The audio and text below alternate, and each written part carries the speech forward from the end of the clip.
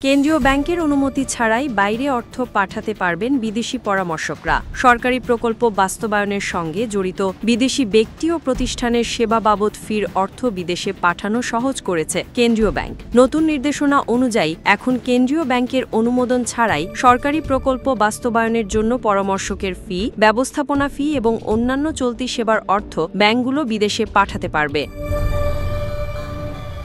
এর আগে এমন ধরনের লেনদেনের জন্য কেন্দ্রীয় ব্যাংকের অনুমোদন নিতে হতো। 18 জুন বাংলাদেশ ব্যাংকের বৈদেশিক মুদ্রানীতি বিভাগ এ সংক্রান্ত নতুন প্রজ্ঞাপন জারি করে। প্রজ্ঞাপনে বলা হয়, এই সুবিধা নিতে হলে কিছু শর্ত মানতে হবে। সংশ্লিষ্ট প্রকল্পগুলো অবশ্যই সরকারের অনুমোদিত হতে হবে এবং সেই অনুমোদনে আর্থিক অনুমোদনও থাকতে হবে।